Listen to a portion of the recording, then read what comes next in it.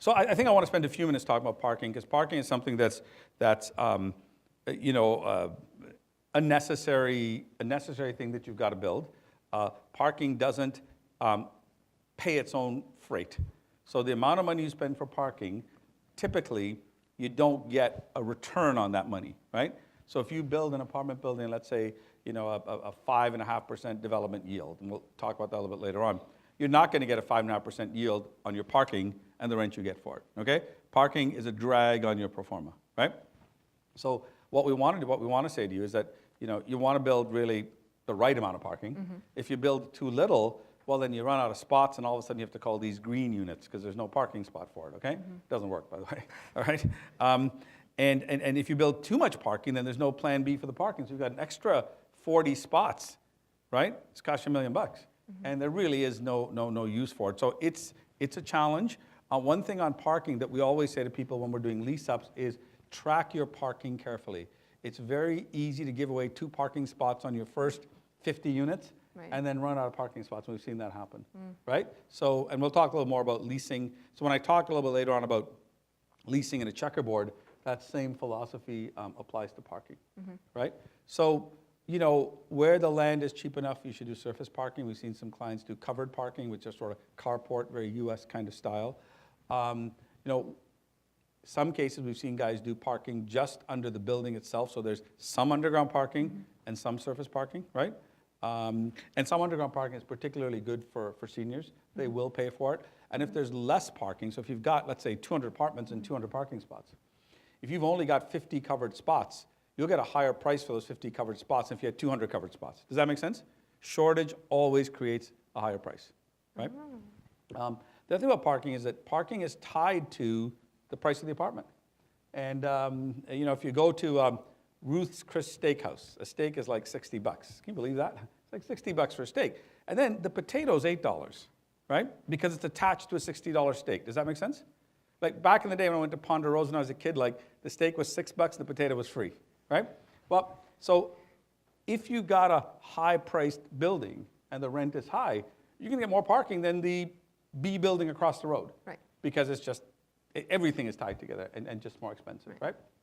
So parking is an area you've got to play around a little bit with it. That's why sometimes building maybe a larger unit and less units in the 100,000 GFA would mean less parking. Like if you could take out a level of parking, you could take out the third level of parking, that's a tremendous saving because each level costs you, more and more money, right? And try and think about alternatives for parking.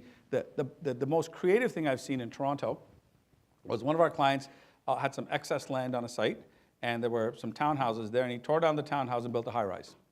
And he would have to put in 3 levels of underground parking.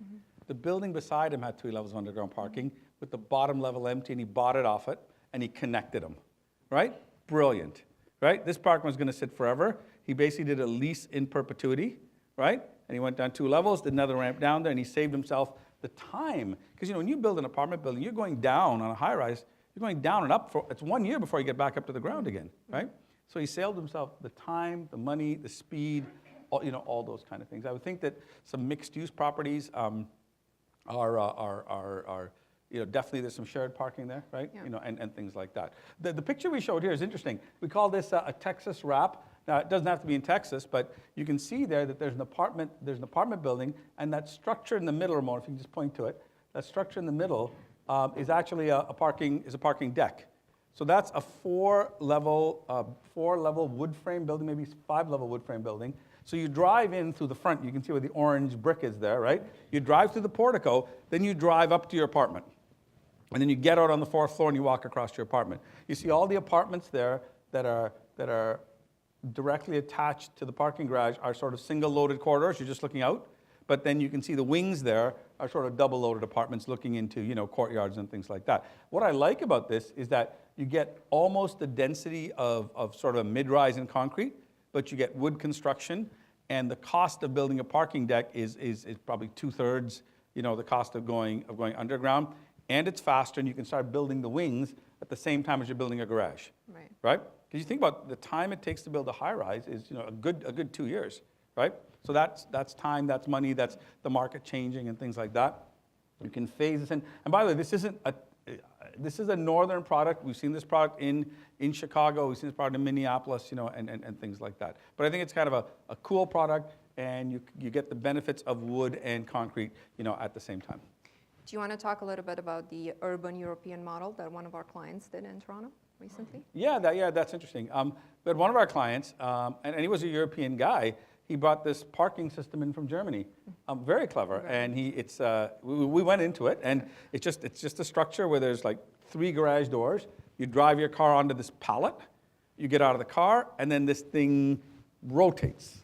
It's kind of like yeah, and it wasn't hugely expensive, and it was a very, very good scenario to it.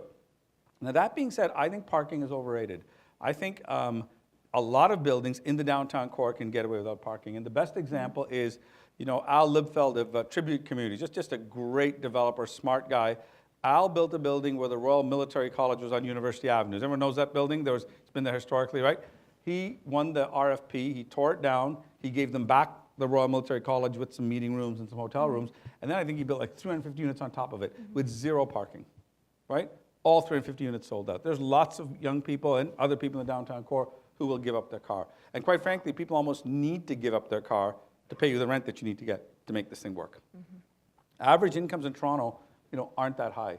And the gap between what people can afford and what the market charges is the lowest in the country. Right. So when you go to Ottawa, rents are lower and incomes are actually higher. So the gap between 30% of what people can afford and what they pay is $1,000.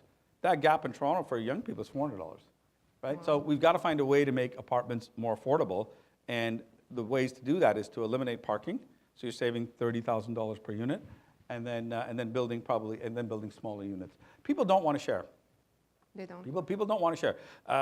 They want their privacy, and I think we probably need to relook at the zoning laws as to how small an apartment, can get or should get. And I think there's a very good case for building micro apartments. There's all kinds of zoning exemptions in Vancouver. I visited one property in New York where they built, very small units, quite functional, but they put 10-foot ceilings in them, and they didn't feel pokey, right? And things like that. Parking's important. It's worthy of discussion, and it's not something you should just look at real quickly.